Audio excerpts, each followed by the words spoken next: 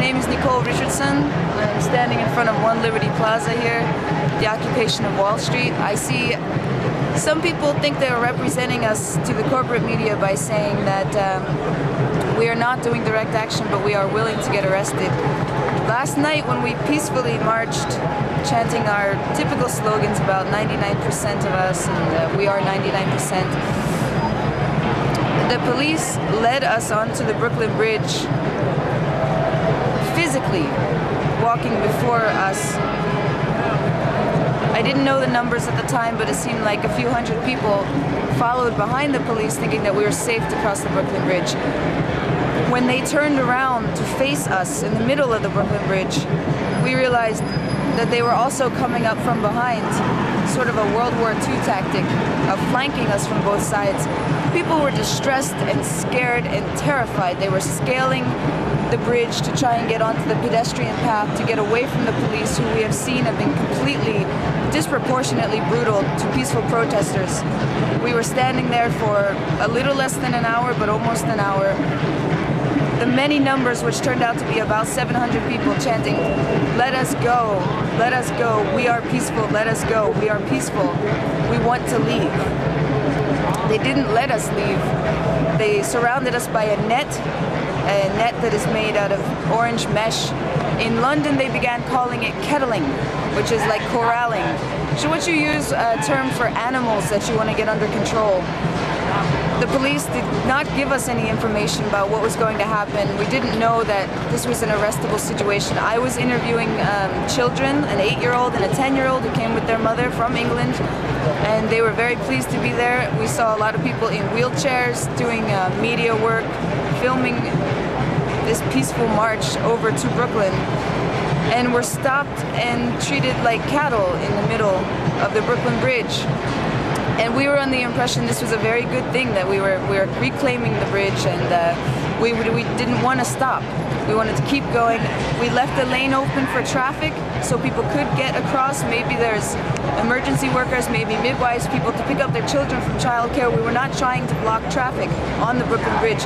We were trying to take some space to get all of our numbers across, because there were thousands of us yesterday, and 730 of us were forcibly arrested, separated by our sex. There was a male group. The men were taken before the women, so that the women were standing in the rain for 2 hours, waiting to get imminently arrested for standing or sitting like this, saying, "Let us leave, let us leave."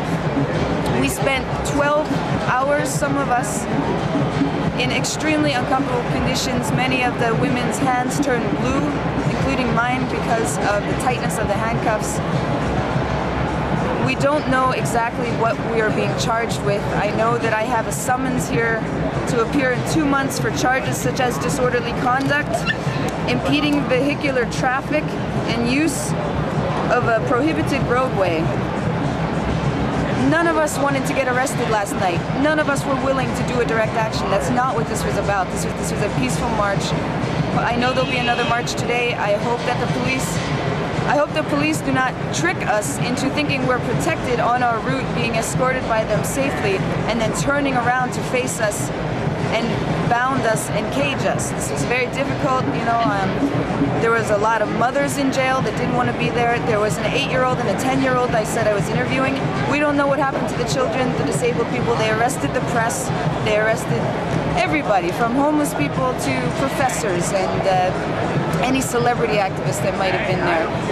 Some of the beautiful things about the arrest were that as we were standing there, people were calling. They were calling the media, calling their friends. They were live streaming it for the entire time until the last man got arrested, and he was the one streaming it, and then the stream went down.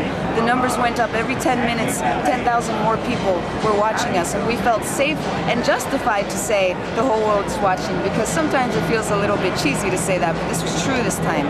And we, of course, utilized our time in jail to organize more, to figure out how we're going to take this back to our cities, back to our towns, and Some people have committed to quitting their jobs, quitting school, and staying here now. They think that these tactics are going to scare us. You know, the famous film is very popular now, the woman being pepper sprayed. She's here today. She's not going to leave. It's going to take a lot more to move us. But know that we're not planning direct actions when people happen to be arrested by the police. We are always peacefully demonstrating, walking. We have to continue to walk when we're moving. We can't stay still or we will be arrested. So when they stop us from both sides on a bridge, this is not what we were trying to do.